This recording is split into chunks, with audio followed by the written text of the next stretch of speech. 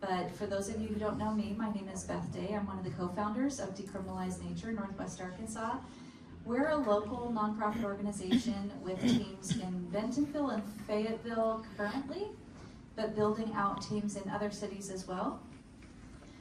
We started about 2 years ago with the intention of working with city councils to pass resolutions that would effectively deprioritize the arrest and prosecution of individuals who have personal possession or use of entheogenic plants and fungi. So we've talked at each of our education nights about what an entheogen is and what that means. Oftentimes the term psychedelics is used, but the reason why we prefer the term entheogens is because this refers to a pretty specific class of plants and fungi naturally occurring that are helpful in bringing forth the divine within. Entheo meaning the divine within, gen meaning to generate or to bring forth. So that's what we call these plants and fungi that we're dealing with today. We deal with 4 main medicines: psilocybin mushrooms, ayahuasca, iboga, and cacti-containing mescaline, which include peyote and San Pedro. The most common ones used in our area are psilocybin mushrooms and a bit of ayahuasca. People are using these plant medicines in our area to treat all kinds of problems such as depression, anxiety, PTSD, eating disorders, obsessive compulsive disorder, and much more. Did you raise your hand? No, I was talking to a friend of mine, Wayne, a friend of mine. But they're also used in spiritual contexts and for the betterment of the well. There are a lot of reasons why a person might choose to engage with these plant medicines, and it is our strong belief that healing is a human right, and that we as individuals and sovereign beings have the right to ingest things that are good for us and right for us, and we're the ones who get to decide that. So we're gonna introduce our topic now. So tonight our topic is healing the invisible wounds, psychedelic therapy for veterans, and I'm gonna read a little bit off my sheet here.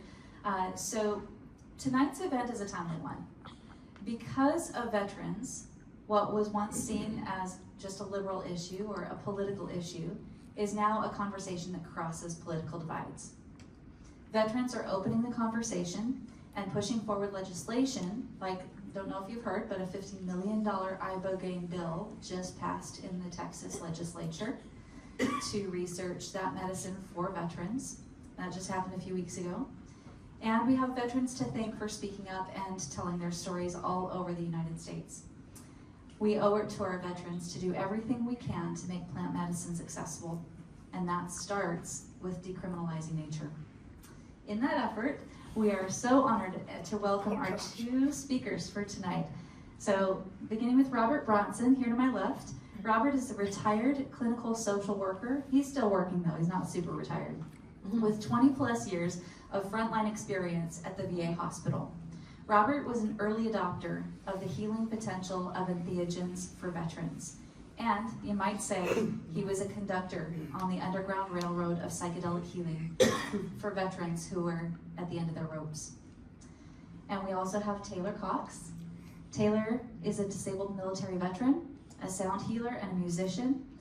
After journeying through addiction, trauma, and the complexities of life after service, he found healing through sound and sacred plant medicine, tools that continue to shape his life and purpose. Taylor is now a board member of the I Am Mission, a nonprofit organization supporting veterans through ayahuasca ceremonies. Taylor is a devoted advocate for trauma recovery and alternative healing. So let's give a preliminary round of applause for our speakers tonight.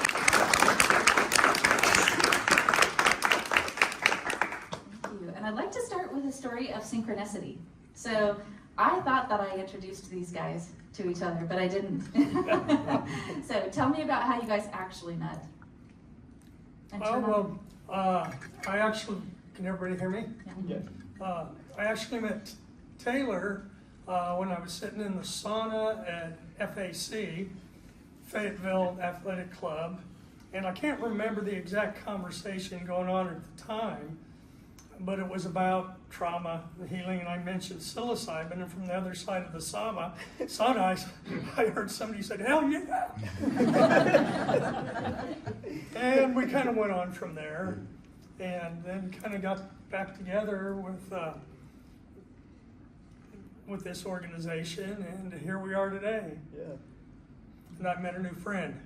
Yeah, absolutely. It's easy to make friends when you're talking about psilocybin, isn't it? Oh, it is. It is. Do you want to say anything, Taylor? Well, it's just funny because I look around the room and there's like multiple people in the room that I also have had the same kind of conversations. Like I can count like multiple people in the room that have also like met in the sauna and had the same kind of conversations. Yeah. Awesome. Well, let's start a little bit with your stories, because each of you have really important stories and interesting stories. I'm going to start with Robert. Robert, can you tell us a little bit? I know you didn't serve in the military, but you have a background with the military in your own family. Can you tell us a little bit about that? Yeah, my father was a Korean War vet, 2 Bronze Stars, and a severe case of PTSD. So I was actually introduced to PTSD at a young age, which caused some issues in my life going through. And later on led me to a career of helping veterans, which I found to be, I got as much out of it as I hope they did, if that makes sense. And anyway, kind of, what I'm trying to say here. Like I said, it led me to, to a career as a practicing psychotherapist. And, growing up in the 70s, 60s, and 70s, I'm an old guy. My first introduction to psychedelics was basically through following the Grateful Dead around for a while, which is kind of cliche. And I remember having conversations way back then with friends of ours who I still have deep friendships with, a lot of them, on how these things could probably change the world. And, shortly after that, there's a big effort to shut these things down. And psychedelics have been with us. I mean, we can trace back to the late Stone Age, the use of these things for medicinal and spiritual purposes. And up until 1962, the main drug prescribed in Europe for depression, anxiety, and alcoholism was LSD. It was shut down with the United Nations Drug Act in 1962. So, and I floated around for a while, decided at a late age to go back to college. I went to college and got a master's degree in social work and did some private practice for a while. And then got a chance to get hired for the Veterans Administration. And I went to work there and worked there as a OEF, OIF trauma therapist, and finished up my career there as primary care mental health, part of the primary care mental health integration team. And my experience at the VA, especially working with trauma, and most people go through some trauma in their life, and I think PTSD is way under diagnosed in this country. And I just, like to talk a little bit about, for people who are unaware, how trauma forms and how PTSD forms in individuals. And is what it does. Trauma forms when our experiences our prior beliefs don't match our current experiences. In other words, what it does, it it creates stuck points in our thinking, and stuck points are basically areas of thinking where our prior experiences and beliefs don't match our current experiences, and our thoughts and beliefs change, and every time we have a new experience as human beings, our brain creates neural pathways, and these pathways with people with PTSD get reinforced on a daily basis. Basically, is what happens. Our brain starts to confuse low probability situations with high probability situations. And as I'm talking, if anybody has any questions, just feel free to answer. But so the main tools we have at our disposal right now, in working with the VA and I imagine other places, is what I referenced earlier, which is cognitive processing therapy and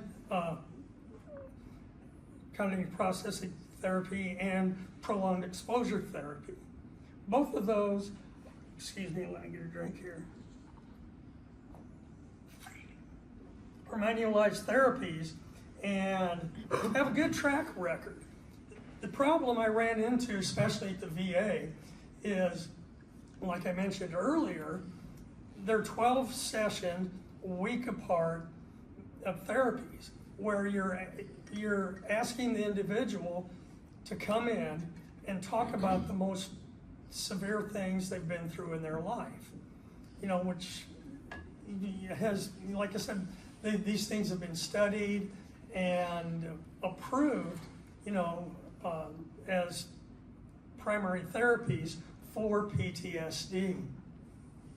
And as what I found, it was extremely difficult to keep people engaged for that full amount of time to properly promote some self-healing. And basically is what you're doing with the therapies is overriding the old neural pathways that were put in place during these traumatic experiences. Okay?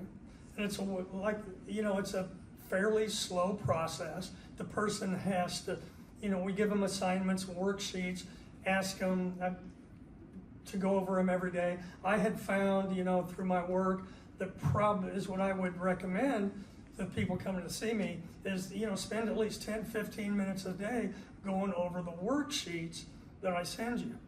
And, and the ones that did would get better, would get a little better, but like I said, probably, I'd say 60 to 65% of the people that would initially come to us would drop out of therapy.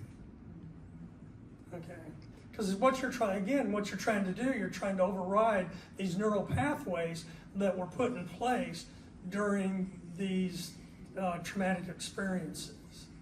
And again, is what happens, these experiences are generalized in people. In other words, say a lot of my Iraq vets, a lot of the enemy would attack them in crowds of people. So consequently, coming back, the last thing they wanted to do was go out and do things, be around other people. Their brain was telling them, that wherever you go in a crowd, it's absolutely dangerous. And that's an example of how they confuse low probability situations with high probability situations. And that's exactly what these therapies are targeted to heal, basically. And like I said, it was just extremely difficult for most of them to sit through 12 weeks of that therapy. And and we'd have meeting, at our weekly meetings for our clinical teams, we discuss better ways to engage these people, things like that. And it was probably about 8 years ago, I was in my office, and one of my primary care docs, a young guy who has practiced in Hawaii. But anyway, he came in, sat on my, so I remember he came and sat in my office.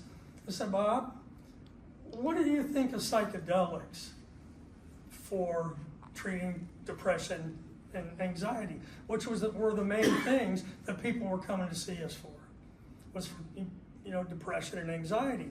And our medications, our SSRIs and, an anti-anxiety medication was marginally effective at best. Taylor and I were talking about this when we first met. I really can't recall anybody ever coming into my office when I'd ask them about their medication protocol and is it helpful. I can't remember any person telling me, hey man, that stuff really works great. Is what I heard is, yeah, it kind of works, but it dulls all my emotions, which the vast majority of them would at some point get off, just, with that, and just kind of disappear.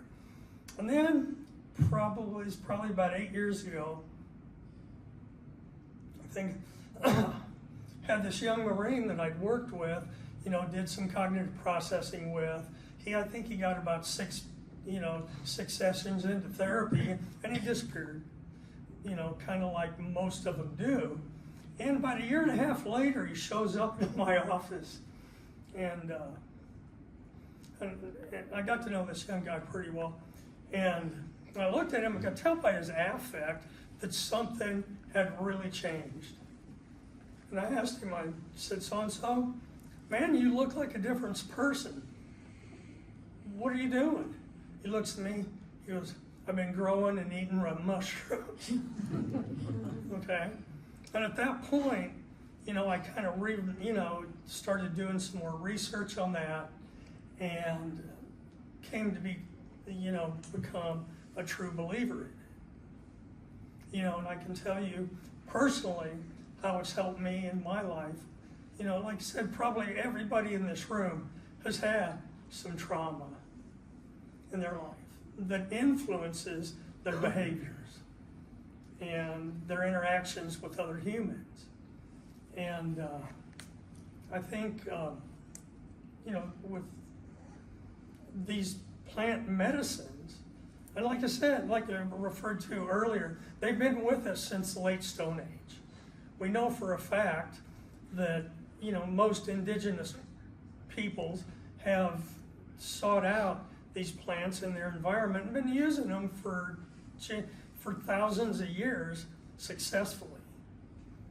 And the reason I got into this is I really believe in it. And I think it needs to be destigmatized. And thanks for the work you guys are doing.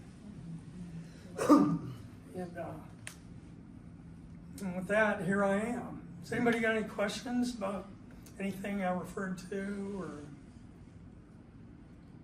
I don't see any hands just yet, but we're so thankful for the work that you've been doing.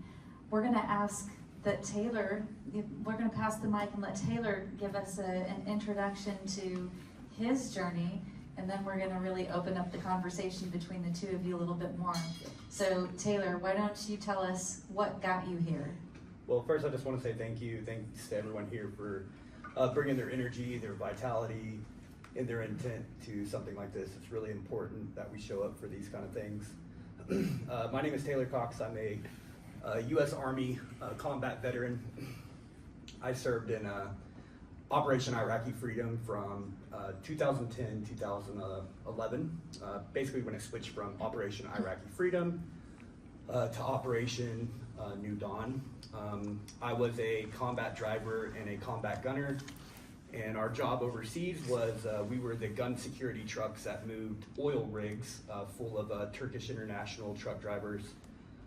We would escort 100 to 150 oil truck tanks out of country just about every 3 to 4 days. So I spent a lot of time on the road. I saw more of the country of Iraq than I've seen of the United States. I joined when I was 17, in between my junior and senior year of high school, I finished out my high school career. But as I was reporting to drill my senior year, I dealt with a sexual trauma in the military. And after I got out of high school, I left there and went to my job training. I was originally, I had a really good test scores in school. My original job was satellite communications, so I was never supposed to be an infantry soldier. But dealing with the sexual trauma, I ran off for 2 years. So I went AWOL for 2 years, and I ended up getting a letter that was basically like, hey, you can go to jail or you can go to deployment. At that point, they resituated me as a, not just a combat situation, but we were, you know, a lot of us were just like the grunts and the troublemakers. So we were put in pretty intense situations. My tour to Iraq was pretty rough. I had it, you know, you're talking about PTSD, where the point of like what you know, and that point of like it shatters all your belief systems of the past. And man, I experienced that so hard. You know, I think when I joined the military, I was a young kid when 9/11 happened. I was 12 when they were just like cramming that down our throat in the schools, and it really like drove home of like this need to want to like protect my community, be there for my community, show up for my people, keep my people safe. And quickly, once I got over to Iraq, you know, that's when I realized like, oh, this is like, we are literally working for oil corporations. You know, we are here, this has nothing to do with freedom, this has nothing to do with protecting our people back home. Like, we are just bullying this country and taking their resource. So it had a major negative effect on my ethos and just what I felt like, even as a young kid, like I stood for. So during my military deployment there, I started noticing on the bases that there was all these Iraqi civilians that were always working on the base. And I'd kind of fallen in love with this female interpreter that was in Iraq, and she rode on my truck all the time, and me and her developed this really beautiful relationship while I was there, because she could see that I was hurting with what we were doing. It was very difficult for me to be there. I didn't find any pride or honor in any of the stuff that I was doing. And I asked her one day, I said, why are all, you know, like, our laundry's being done by Iraqi civilians, our food's being cooked by Iraqi civilians, the whole place, you know, because by the time I got there, we had been there for 10 years. So we had built cities there, you know, taken over their air bases, constructed walls, and just practically built cities there. And she said, dude, you guys have destroyed everything here. You guys have destroyed everything. You've rerouted our water. Like, these people here have no hope. Like, they don't, like, you guys have destroyed our country. Like, there's nothing else they can do to survive but basically work here. And they lived in tents on base. So me and her, like, traveled the whole country. So I went to just about every base that's there, and I saw that whole country. So what we would do is when we would get to a base, me and her would sneak off to the tent cities at night, and we started recording. We started recording interviews with people that were in the cities. We talked to women who had lost their children, who had lost their loved ones, and these people were really distraught. And what I started realizing was like, oh, these people aren't terrorists. Like, it would be no different than if we're all trying to enjoy peace here and Russia's driving up and down our streets and blowing up our houses. Like, there's going to be people that fight back, you know. And we've really, they've done a really good job at programming those people to be like really bad people, and they're so sweet. They're so kind and so sweet. Once I got on a plane to fly home from Iraq, I made it into U.S. Customs space, and once I crossed the border into U.S. Customs space, I was met by a 4-star general and military police, where I was arrested and put into a military prison. My original charge was treason, and I spent 95 days in solitary confinement until I was eventually let go, given an honorable discharge, and sent upon my way. This had a huge negative effect on me. I think the war was difficult. But once I hit that jail cell, and I didn't really know if I was ever going to get out. I didn't know if I was going to see the light of day again, and that had a huge negative impact. I felt very betrayed by my country, and everything I thought I knew about life had just like completely switched, you know. And even getting out, even once they released me, you know, I went through a huge stage of mental trauma, of just thinking they were gonna off me, and who knew what, you know. I was so nervous all the time because it just, I had seen what they did, so I didn't, you know, nothing feels like real far-fetched at that point. This led to years of drug abuse. I was originally put on SSRIs, Right. benzos, pain medications, and that slowly transferred into, like, you know, just needing more and more and more, and I ended up getting into meth and heroin, where I spent just about 6 years on the street, homeless. You know, and that's a good point, in the sense that human beings, you know, we will seek out things that make us feel better. No matter what the laws are, people will do that. Yeah. Yeah, I think I was even beyond, like, I was beyond the space of like trying to just feel better. I think I was just in a space of like, I didn't, like, the war was difficult, like, but I was also very trained for like those experiences, even though I was in like firefights, these kind of things. I wouldn't even say like that was the most traumatic stuff for me. A lot of that was like, kind of, I was prepared for that. I wasn't prepared for a lot of the other stuff, and I definitely was not prepared on how to come home. And how your country treated you when you came back. Yeah, for sure. And so I just really, with the drugs, it was a lot of just trying to forget and numb that part of my life out. You know, I think you just, you know, hit on that, you know, how our culture can reinforce these negative things and actually facilitate PTSD. You know, and I think a good percentage of our population. Yeah, for sure. Yeah, so, do we want to go like further than that, or? Well, I want to hear now about how you got out of that hole. Well, so, you know, drug addiction is really tricky. Once you're in that spiral, you know, you kind of build, especially for as long as I was in it, your whole life is kind of built around people, places, things that are all built around getting high, you know. So before I actually got sober, there was probably about a 2-year process where I was so ready to be done with it, and I would get to that breaking point and want to be done. And if you go to the VA and you're like, hey, like I'm like strung out right now, I'm homeless, like I need help, and they're like, okay, cool, we can get you help in 6 months, and you're like, okay. So like what happens is, like, if somebody doesn't get the attention that they need right in that moment, especially as like a drug addict, what happens is you just go right back to what you know.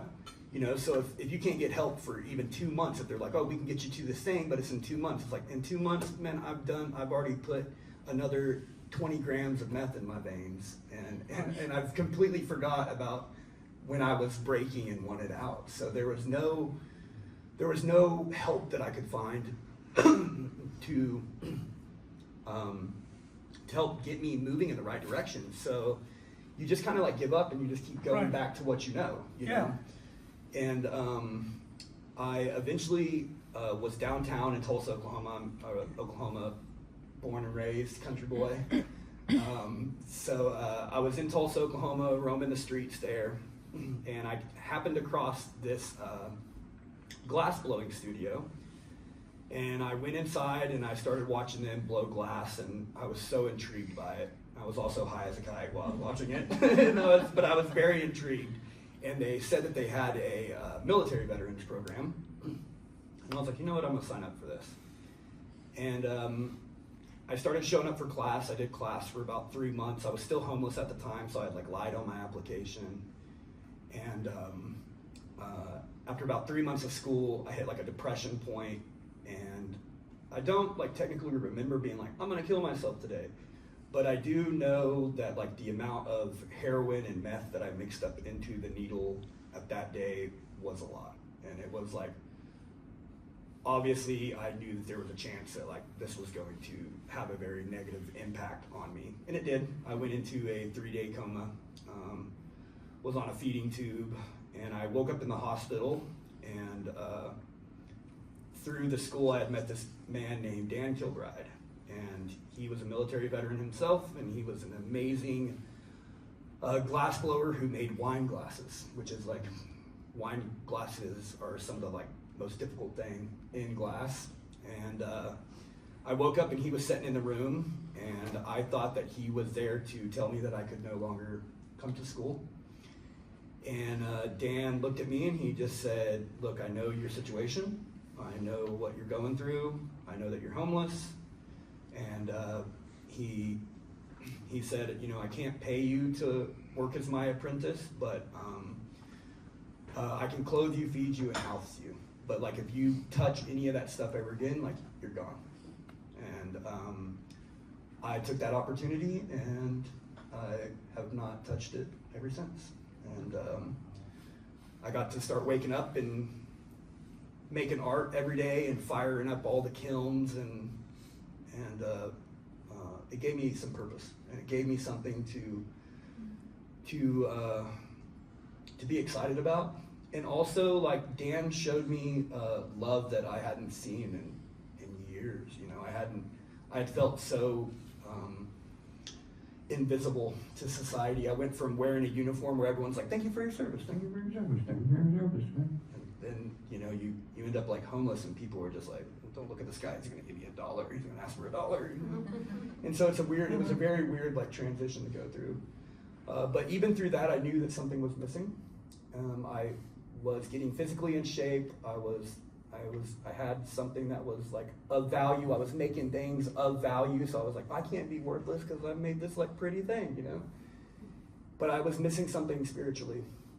And I was at this random pool party one day, and I was swimming around, and people started talking about mushrooms. I'm like, hey, mushrooms, you know? And they're like, well, we just got back from an ayahuasca ceremony. And I was like, I don't even know what that is. And they're like, well, they told me about it, and they told me about this church in Arizona that just had incredible, amazing music. And I was like, okay, I'm into this. So I went for my first ayahuasca ceremony. At this point, I was probably about 9 months sober, so I was still very much in the stage of like, it was a constant daily battle of like, staying sober, stay on track, do the right thing. And I went and did ayahuasca for the first time. And I met that church down there who now have become a very integrated, very special part of my life. I met a man named Scott Stanley, who's the leader of our church there.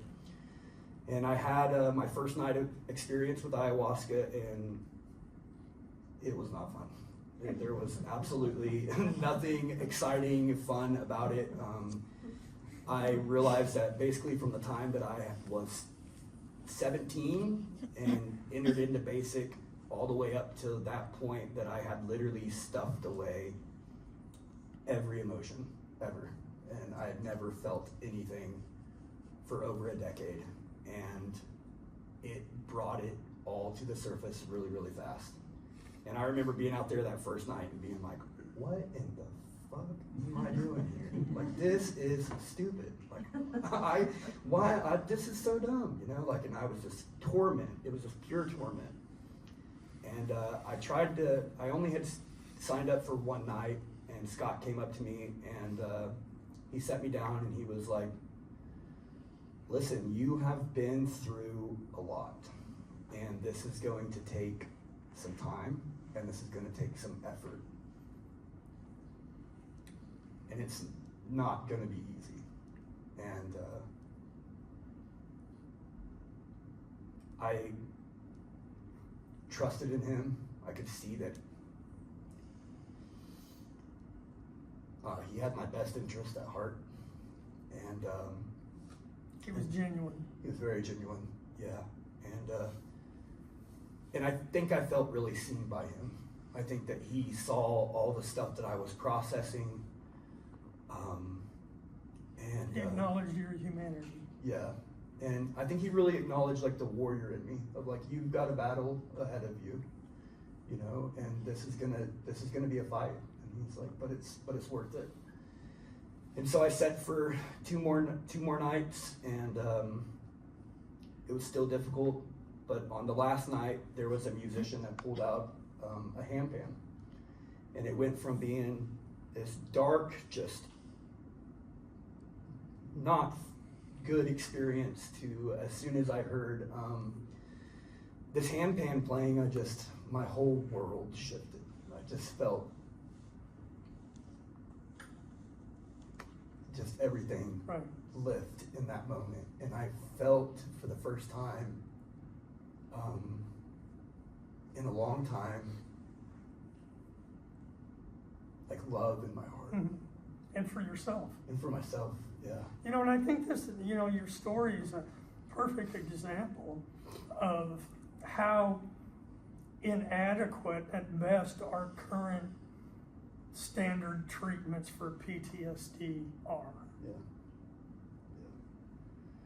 Yeah, I mean, they just want to put you, you know, like, everybody just wants to put you on medications, you know, Yeah. SSRIs and all that stuff. And, you know, I find it very... It's something you have to take on a daily basis. Yeah, yeah. That really doesn't help. No, I mean, it'll numb you out. You won't think about the stuff, you know, but, and then... You know, and that's the biggest thing I heard, you know, is, yeah, I'm not as depressed, but all my emotions are dulled. Yeah, so I mean, since then I've now set in,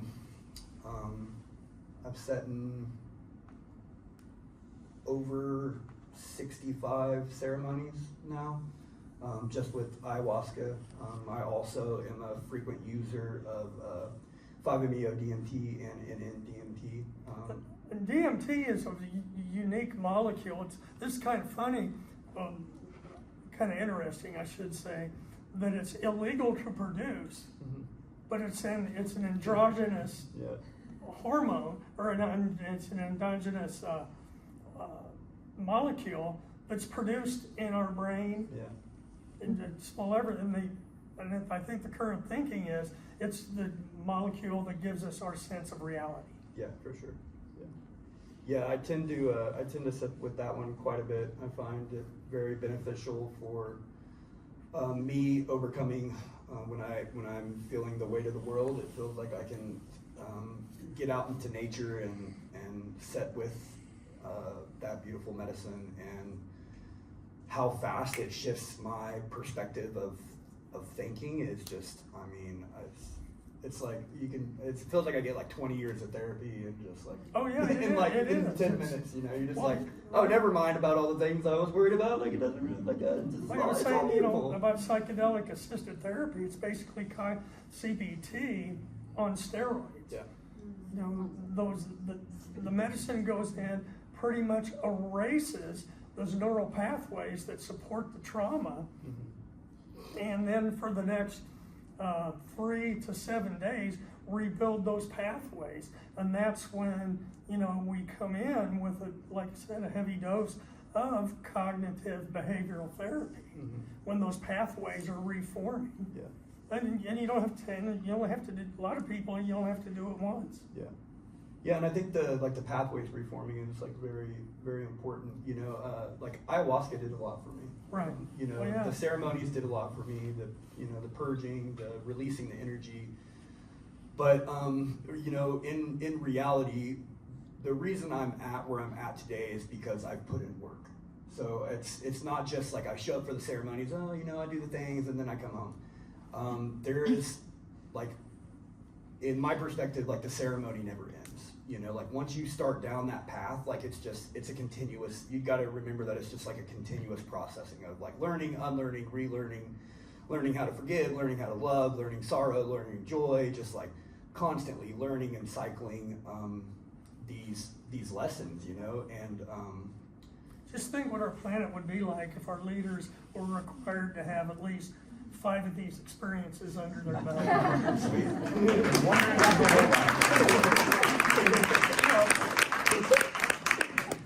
yeah, Just saying. Yeah, I love that idea. Yeah, and you know, for me, there's been it's all the work that I put in between the ceremony spaces, which is, you know, learning to meditate, yoga, being healthy, being very, you know, it used to be like, oh, you go on a ceremony, you got to like switch your whole diet. It's like it's not like that. So you for learn me to love anymore. yourself. Yeah, for sure. And like learning that, you know, learning that like now it's just like I can just go from not ceremony space to like into ceremony space. I'm pretty much just am constantly eating clean. So, and Well, it changes your perspective. It makes you want to live life, yeah, for sure. Yeah, not just be. yeah, for sure. Yeah, and I mean, I'm only 5 years sober at this point. So within the past 5 years, I've become. I have a home. I have a very stable home. I have a happy dog. I have a vehicle, and you know, I'm continuously starting to grow my sound meditation. I don't want to say a business. I really just do it for the joy of offering it. But yeah, my music has become like very important in my my healing process. Yeah. I have a question for you guys. Yep. So we talk a lot in the plant medicine world about sitting with medicine. That's a word we use, and if you're not familiar with this, with the plant medicine world, you know, you'll probably hear you're doing mushrooms. You're as if you're doing drugs, right? They use the same terminology, but once people have actually had an experience with these medicines, they tend to change their language. Yeah. And the language I hear a lot is sitting. Yeah. Can you tell us a little bit more about why someone would change their language and why we say sit instead of do? Yeah, I think a lot of that for me is like when I say the word sitting, I guess what's behind that word is like intentionality. It's you know, like when I was a drug addict that did medicine, like you get the drugs, you like do the things, and you just like you're trying to get like as high as quickly as possible. When I say sit, there's a level of intentionality that goes with sitting with that medicine. You know, prepping your space, prepping your mind, prepping your body, preparing, making sure you have the proper things beforehand and afterwards, and it's more intentional than just, oh, I'm gonna go do this thing. When I say do, it sounds more like whimsical, you know, like I'm gonna just go like, oh, I'm just gonna do this thing. It's like, but sitting is, I would say, what stands behind that is like your intentions with it and how you're using it and like what you're using it for. Yeah, and I think you've cleared that space of the trauma that gives you the gift of being able to be who you are, and giving that to other people also. Yeah. If that makes sense. It's really beautiful. So from your perspective as a counselor, you can kind of work with veterans before and after to help create that Yeah. intentionality, right? Yeah, because- What's your protocol? I know that you can't have an official protocol, but what would a protocol look like if somebody wanted to use these medicines in the context of actual therapy? Well, basically, educate them on what the medicines do, what to expect, you know, and like I said, the ones I do now, I kind of approach it from a harm reduction thing, and I think, you know, going off what Taylor was just talking about too, it frees you up to be who you really are. Because I think so many of us kind of mask that as we go through life. And I think these experiences really kind of show you who you really are and what you have to offer others, not only yourself. Because I've hardly met anybody who's had these kind of profound experiences that doesn't want to share it. You know, it's kind of like, yeah, man, this really worked. You know, and I go back to that young Marine that kind of, and that doctor I sat with in at the VA, who both, you know, this young Marine, I mean, it was like a different person. When I saw him, I think it was probably 2 years apart, something like that. It does seem like there are often similar themes in people's experiences. We talk about profound experience, we talk about insight, we talk about, you know, realizing who you are. What is it like inside your head when you are under the influence of these substances? I'll tell you about one of my peak experiences. But I'll tell you about one of my peak experiences. And pretty much, I had a son that died of a drug overdose. Okay? It was years before I could even talk about it.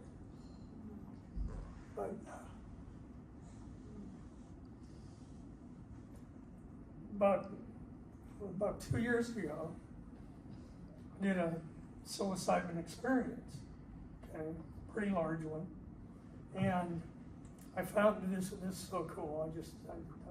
I think about this every day. You know, it was kind of rough going in.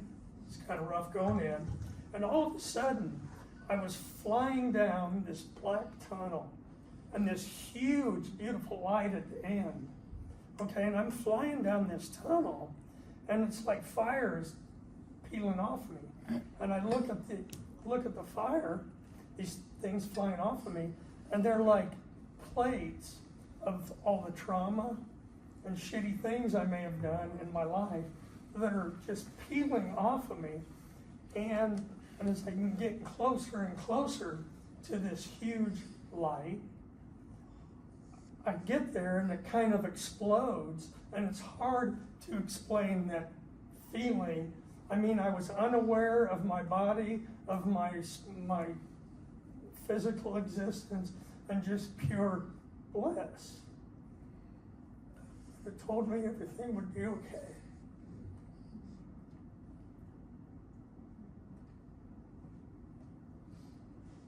And you believed it? I still do. For those of us who have had these kinds of experiences, it's not just something you're imagining. You feel it in every cell. What's more real than sitting here? Does that make sense? Yeah.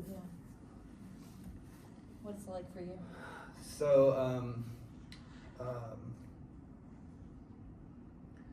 I had this experience with Scott once where it was once I started realizing like all the difficult paths that I'd been on, and I was realizing that like all these things were developing my character. And I went up to the altar and I was like, is my life just a big coincidence? And he just looked at me and he was like, coincidence. And he gave me a dose, and I took the dose of ayahuasca, and he reached down and he picked up a little orange slice and he just said, orange? And I was like, yeah, I'll take orange. So I took a little orange slice with me, and as I was like going back to the mat, I hadn't been feeling anything all night, and it hit me all of a sudden. And it was all this like fear. Like I was just being overwhelmed with fear and scared, like shitless. And I was real tense. Like I had fallen to my knees and I was just like curled up, like, And I don't remember exactly what I was seeing, but it was terrifying. And I heard this voice say, eat the orange, eat the orange. And I was just like fighting it, like, no, like it's gonna make me puke, like no. And as soon as I did, I took the orange and I put it in my mouth, and as soon as the orange like popped in my mouth, it was like this wave of relaxation and pure like geometric rainbow just, and I remember like hearing the music and it being like whoa, whoa, like all distorted, and it brought me back to like pretty quick. And when I opened my eyes, we were like outside and I'm looking at a mountain and the moon starts rising, and the moon was big and orange and shaped just like the orange I had ate. And I just was like, is this guy like how did he do that? You know, what the heck just happened? You know, and it changed my perspective of like understanding like how important intention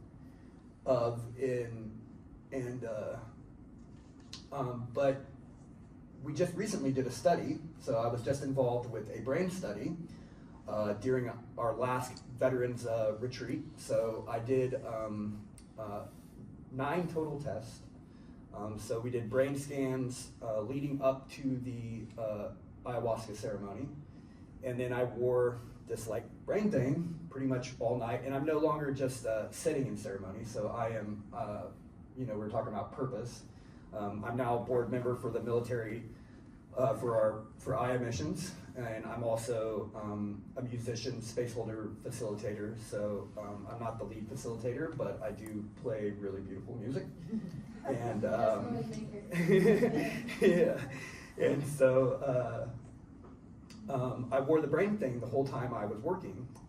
What the study came back and showed was that leading up to the ceremony, my brain was mainly operating in beta, which is like very intense focus, can also be related to stress, situational awareness, but mainly I operated in beta.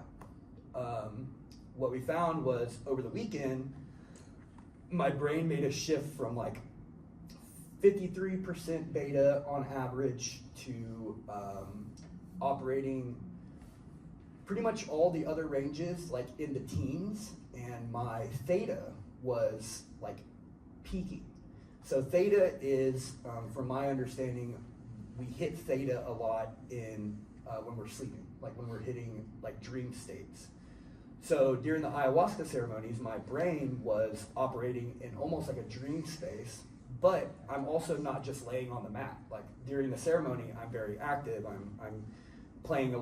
We basically have 8 hours of music, so I'm playing music all night long. I'm taking care of people, but I am still very active in the medicine. And so we found that like it was very interesting to see like, that to be so aware and so active that my brain would be in like a dream space. So it was almost like I was like daydreaming the whole time. Yeah. We often will use the word ineffable when we try to describe what happens inside our own heads under these medicines. But if you could describe it in one word other than ineffable, what would it be for you?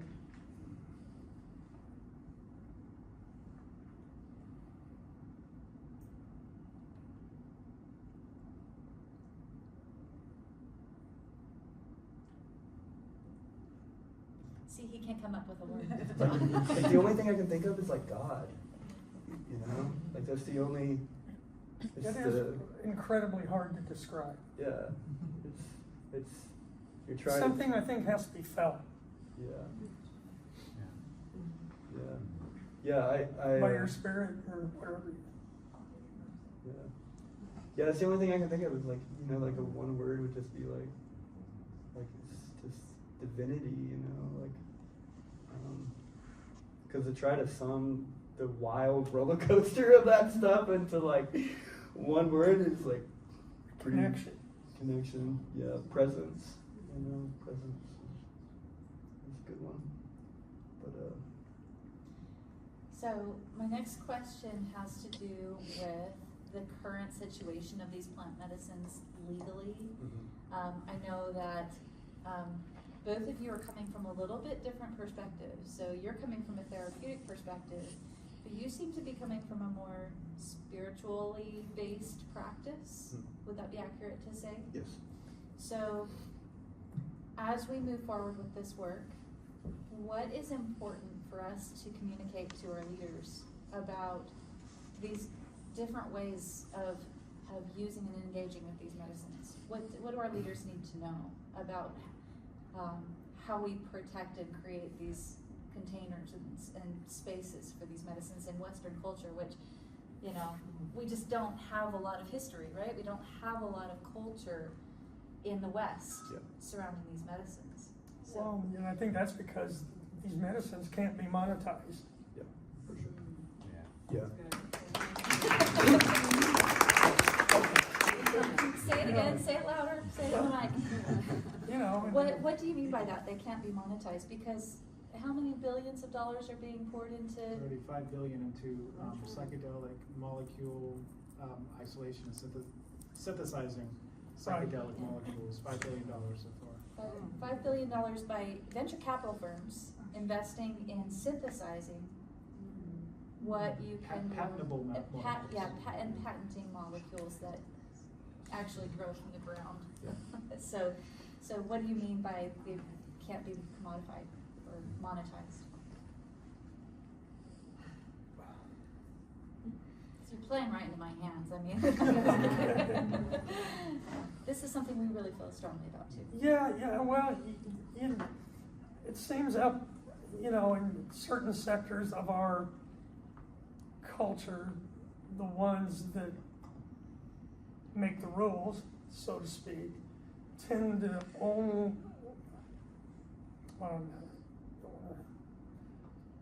only pay attention when it is in their own best interest, if that makes sense.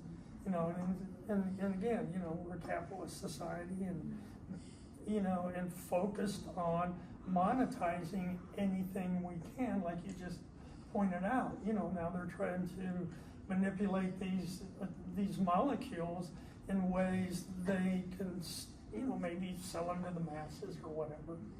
But you know, I think it would, you know, I think there's a grassroots effort, which is evidenced with the people here, you know, to keep these things local, so to speak, and make them available for free to, you know, the people who really need that. If that makes. And Beth, when you say leaders, you mean local leaders that we need to convince. Yeah. Our local leaders are the ones who are going to be making some very important decisions about deprioritizing the arrest and prosecution of individuals who have personal possession of these plants. Well, the studies coming out are irrefutable. You know, 62% of the veterans who have gone through these psilocybin studies. I have a friend here that I ride bikes with who's an ex-Marine who was one of the first ones to go through the psilocybin study that the VA did, and he said it changed his life. You know, and coming from a monetary point of view, that reduces the amount of disability that they have to pay. You know, these people, because they want to get out, share this, and become productive people. You know, and like Taylor's, you know, great example of that. Yeah, you don't even need a study. Just look at me. I'm strong and healthy, and like. It's stories that change our hearts and minds, right? Seeing real people, right? Real Yeah, stories. and I mean, every day that goes by, like, we are going to continue to lose people. We're going to continue to lose military veterans to suicide. We're going to continue to lose people to depression. When it's so obvious and so clear that this is working. You know, I show up to these military veteran ceremonies, and I watch these people come in broken on Friday, and by the time that Monday's there, these people are completely new people. Like, all you have to do is just witness it one time. That you can see 25 people come in, and the amount of change that happens in such a short amount of time is astronomical. Like, find me something else that is working better than that, and I'll go do it, you know? And, you know, it's not just that, but it's also like we provide our veterans with counseling up front. We provide them with counseling following, and these things are working. You know, it's very clear that they're working. I'm living proof of it. There's a bunch of people, and it's growing. You know, I've now been able to watch over 60 veterans, you know, set in these ceremonies and change, like, dramatically. And I'm currently, like, my church, Arizona Yahweh Assembly, if you guys are interested in looking them up, they're a beautiful church out in Arizona. Scott Stanley, so we are in a lawsuit right now with the DEA, Border Patrol, and Customs. So, and I think the FBI too. So they didn't come after us. We basically have sought out the DEA to bring the DEA into compliance. So the DEA back in 2019 kind of went rogue. So basically, like, if you want to be a church and you want to file for a controlled CSA, a Controlled Substance Act, to help protect your church, one of the processes that you have to do is you have to turn in your church's congregation over to the DEA and say, hey, look, see, we're a church because we're serving these people this medicine. And our church had, we had a sister church who filed one of these, and Clay Villanova, and they kicked down his door while he had cancer and put him in jail, and he ended up dying in jail. So we are currently seeking out them to fight for our right to be able to use these medicines. Within the lawsuit, they tried to get a hold of our church's congregations list. And so I filed a class action lawsuit against the head honchos of the DEA, the FBI, and Border Patrol, and basically said, fuck no, you don't. These are our people, and you don't get access to our people's private information. It's our responsibility to keep these people safe. And so nobody outside of the people who are running the church, like, you're not going to get access to our stuff, period. And it's going pretty good. Last time I talked to the lawyer, we're at like a 65% chance of winning, so it's better. It's better than the 27 when we first started. So, but this is a very expensive court case, and that's how eye emissions. We had eye emissions kind of going in the background with the church, and after about like 3 years of setting with Scott, I was like, dude, we need to do like a documentary.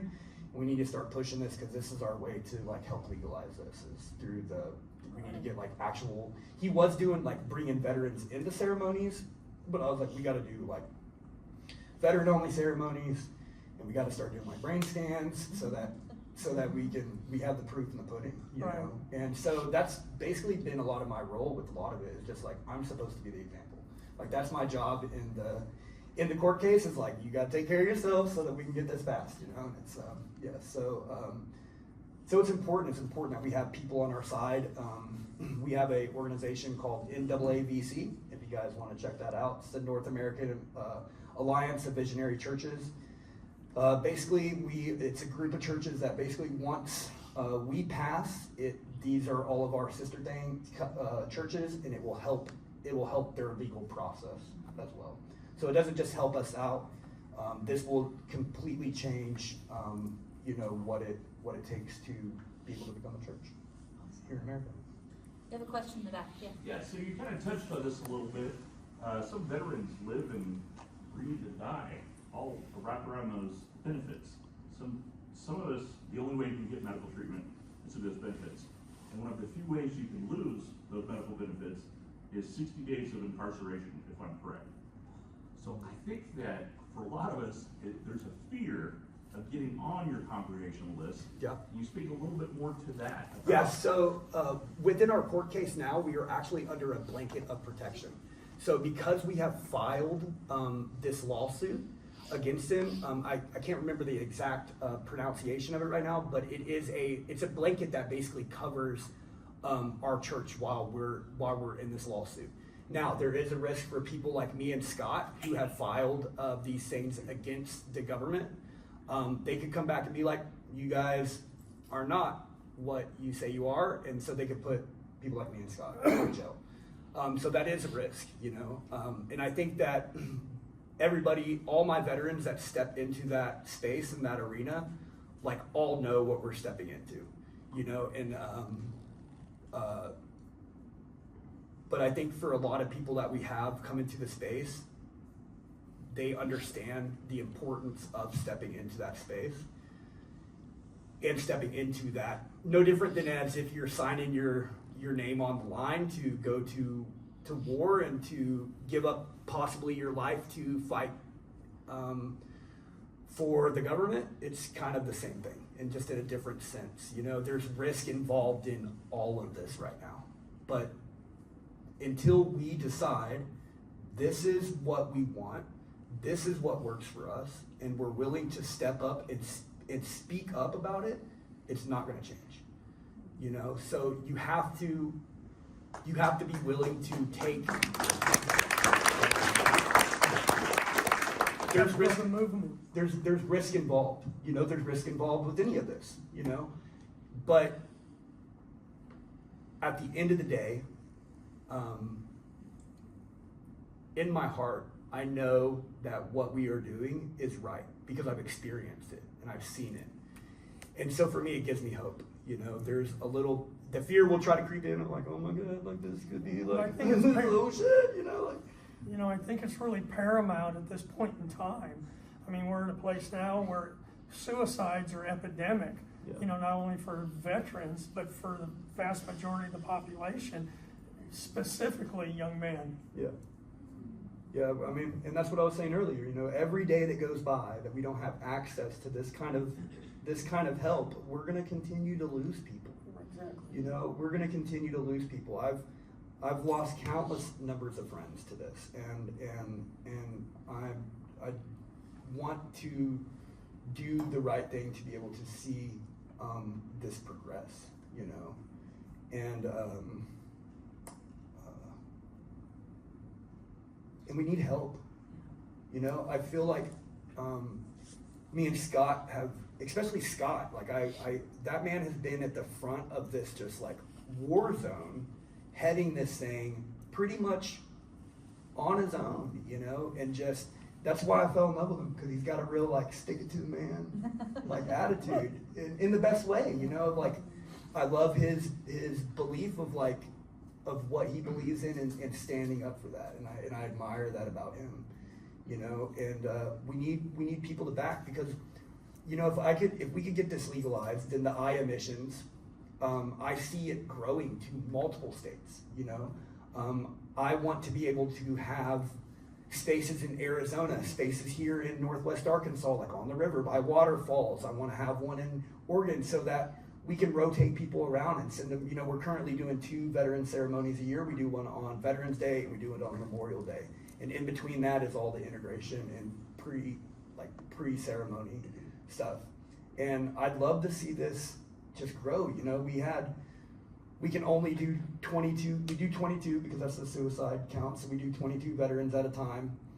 And like during this last ceremony, we had over 200 veterans that are on a wait list.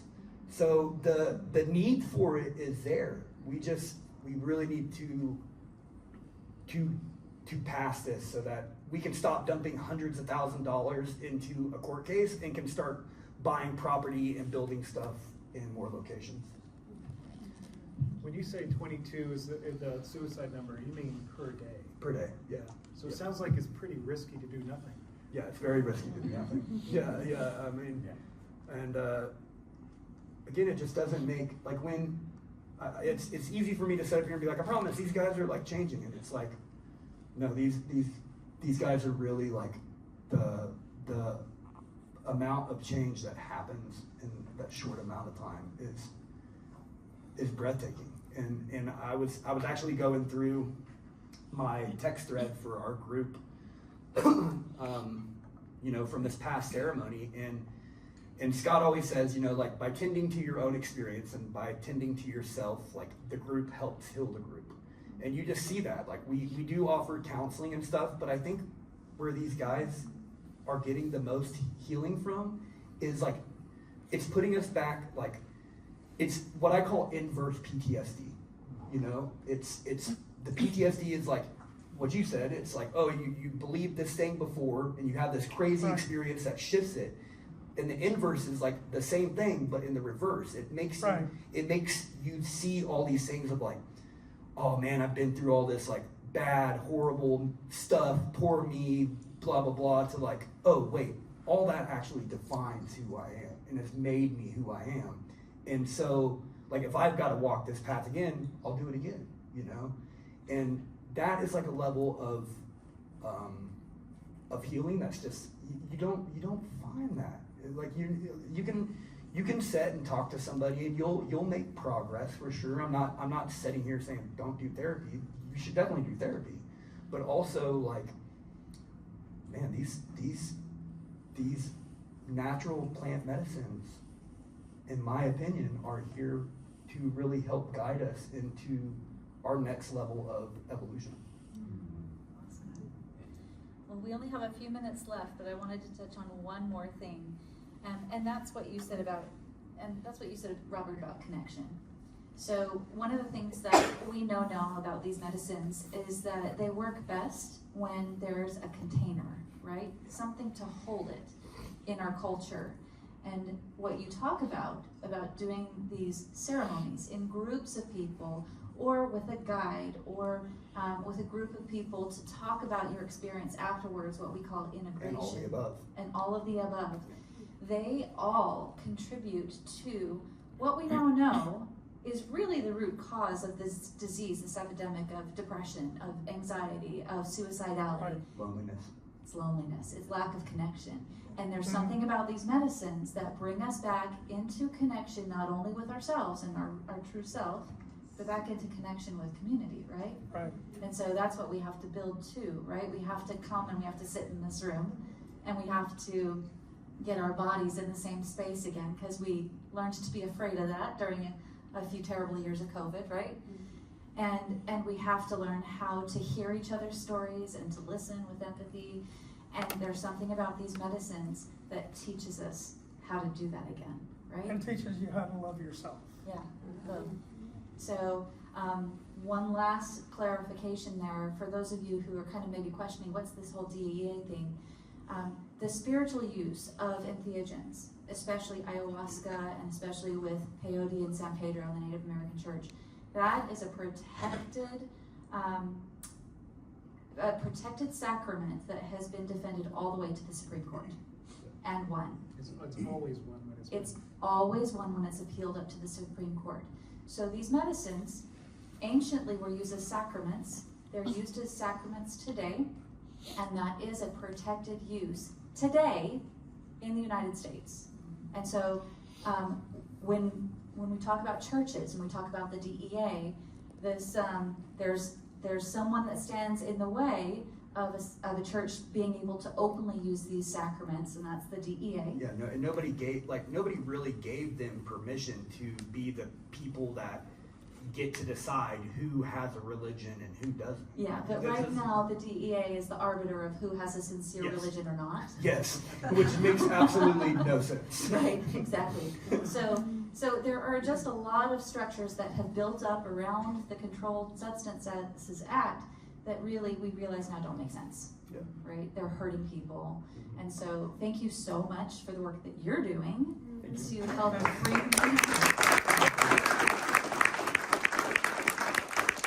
You're shining a light. My mom said once, she said the best, that sunlight is the best disinfectant. Yeah. And so you're bringing this into the light, and we can be, look how we're here in a light Public room library. talking about Yeah. these things at the library. So we have 5 more minutes for questions and answers. Does anybody have any questions for Robert or for Taylor? Yes? Quick question. When you were talking about the legalizing of it, does it go like plant medicine or it goes by type? So meaning like you work ayahuasca, then you work mushrooms, then you work peyote. Yeah, from what I know, I believe like our fight is currently for like ayahuasca, which also includes like DMT as well, because it is a form of dimethyltryptamine. DMT is the controlled substance. Yes. Right. Yeah. Right. Yeah. That we make in our brain. Yeah, that's what actually. Yeah. Everybody's using it right now. But what we found, as far as legalization is concerned, is that the federal government has over 40 years of data, and they usually don't require that much to pass an SSRI through the FDA. Or, think about how quickly they passed through the vaccines during COVID. It was pretty darn fast, and they claimed, we were in a crisis, and so we need to do that. We're in a crisis. Exactly. Yeah. And yet the federal government has not moved, which is why at this point we have to do something different. And it was just this light bulb that went off in somebody's head that says, well, what if, at least for now, a city council can say, we're just going to put this on the lowest level of priority for our police department. We're going to push pause on the arrests, on throwing people in jail, until we get this figured out at the state and federal level. And communities are doing this one by one. 27 cities across the United States have chosen to do this so far, and we want to do it here, and we believe that we can. So thank you for coming. Thank you for showing up. Any other questions?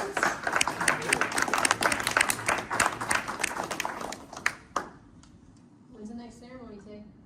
At my church, we in Arizona, they do a ceremony at literally every other weekend. So they're very familiar with what they do out there. Scott Stanley is one of the most incredible space holders I've ever met, and not from a space of like, oh, he's this big like spiritual guru guy. He's very just down. He's a human, and he doesn't try to be like anything superior or special. He knows how to just like be present with you. And we have an amazing, like the facilitators are all trained musicians, and we'll have about like 9 to 10 facilitators on staff, and it's just literally like 10 hours of just Icaros and beautiful music the whole night. Yeah. Yeah, Arizona Yahweh Assembly, iaguide.org. Yeah. Awesome. Well, we have one more special treat. We're going to tell you about 2 upcoming events. The first one is happening, well, it's not the first. I'm going to go backwards in time.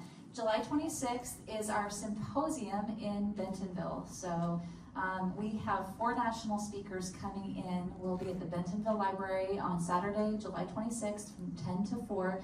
Registration is required, but it's free. So you just need to sign up to secure your spot. We hope to fill 200 chairs, and we'd love for all of you to come and bring your friends.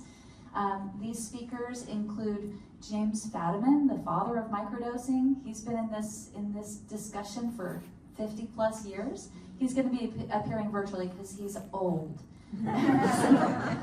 We also have Taryn Hale, who is the attorney who turned around the case of Jessica Fitzmaurice, who was arrested in Indiana for possession and manufacture of a controlled substance, which means she grew her own medicine.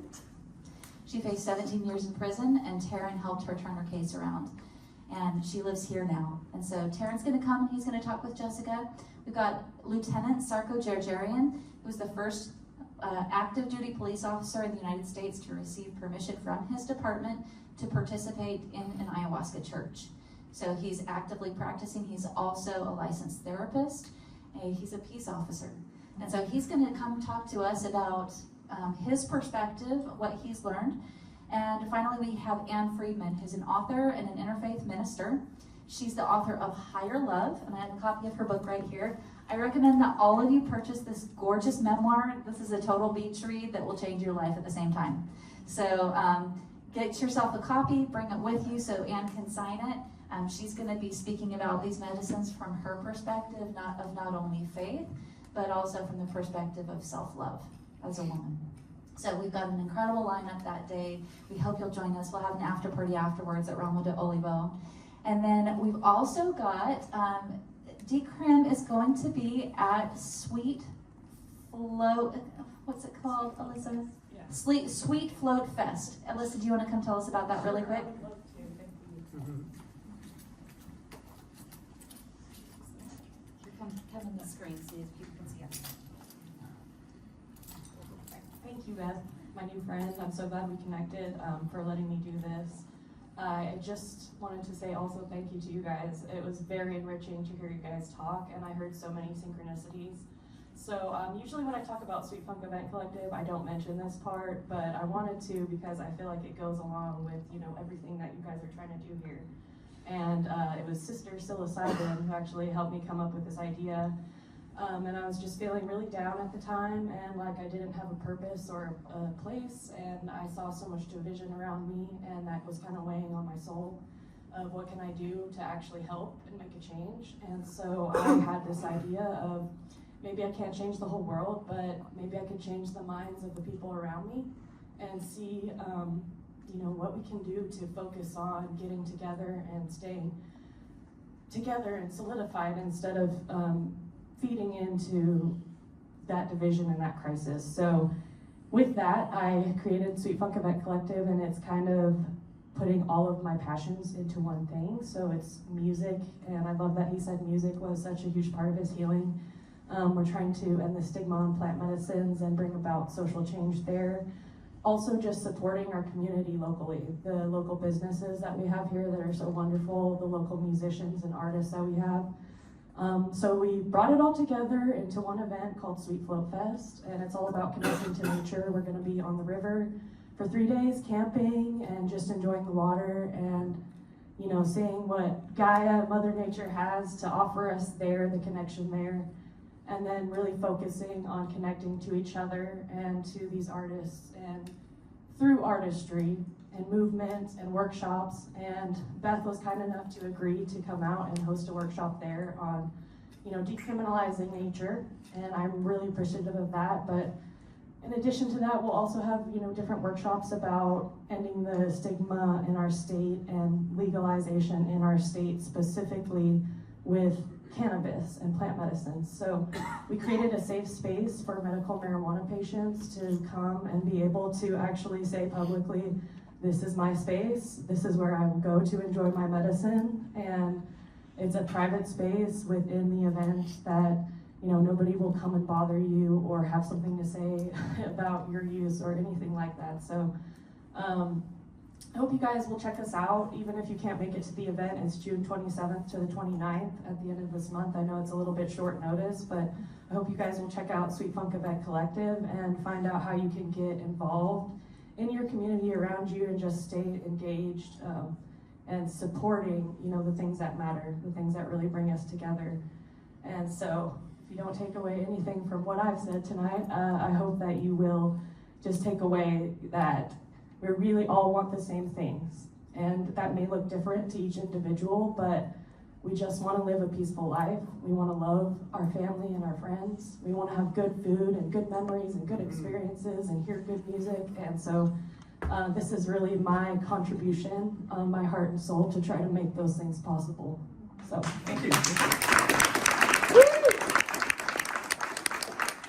Sorry, our screen went away, but you just need to look up sweetfunkevents.com.